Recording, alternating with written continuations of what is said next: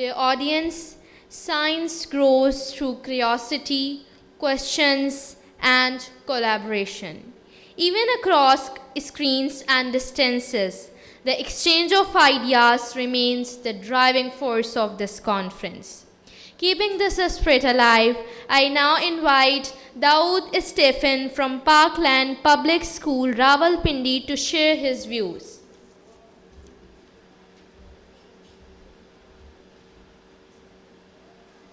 Dear students, respected teachers, respected Ma'am Sadia Rashid, National President Hamdard Nonehal Assembly Pakistan, and distinguished guests, Assalamu alaikum.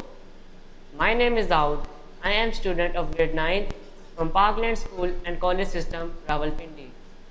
Today, we are gathered here to discuss a topic that holds a key significance to the progress and prosperity of our society globally, that is, Together for Health, Stand with Science. Health is the foundation of human progress, and science is the compass that guides us toward safeguarding. In a world where diseases, pandemics, and misinformation threaten our collective well-being, standing with science is not merely a choice, it is a necessity. It is a reminder that unity, trust in evidence, and collaboration are essential for building resilient societies. The pandemic taught us that viruses don't respect borders and that misinformation can spread faster than any disease. One, in those difficult moments, one truth stood out. Science is our strongest ally and unity is our greatest strength. But what does Together for Health Stand with Science really means?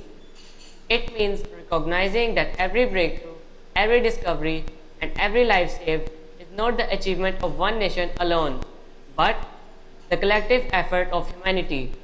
When a vaccine is developed in one corner of the world, its impact reaches villages, towns, and cities across continents. And when we fight misinformation, we are not just correcting falsehoods, we are protecting trust, the very foundation of healthy societies.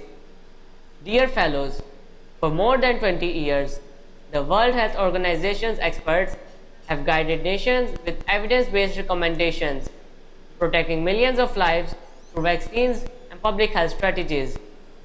Their work reminds us that when we stand together with science, we are not only protecting ourselves, we are safeguarding the generations. We are building a legacy of resilience that our children and grandchildren will inherit. So standing with science is not passive, it is an active courage. It is a courage to speak truth when lies are louder. It is a courage to defend health workers when they are under attack.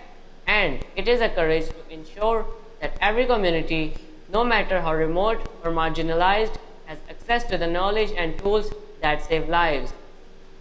Ladies and gentlemen, science is not an abstract. It is a vaccine that shields a child from polio. It is the clean water system that prevents cholera. It is the research that helps us fight cancer, diabetes, and heart disease. And it is the innovation that allows us to dream of a healthier future.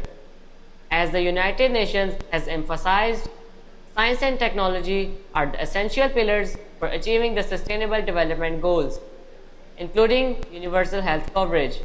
Without science, those goals remain distant dreams, but with science, they become achievable realities.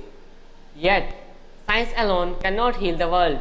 It needs us, citizens, educators, leaders, and communities to stand together, to trust evidence over rumor, to support health workers who risk their life daily, to demand policies rooted in facts, not fear, and to inspire the next generation to see science not as a distant theory but as a living force for hope. Dear participants, standing together with Science for Health is not just a slogan, it is a moral duty. It is a promise we make to every child who deserves a healthy start, to every elder who deserves dignity, and to every community that deserves resilience. Let us be the generation that chooses unity over division, knowledge over ignorance, and health over neglect. Nelson Mandela once said, "Education is the most powerful weapon which you can use to change the world." Today, let us extend that wisdom.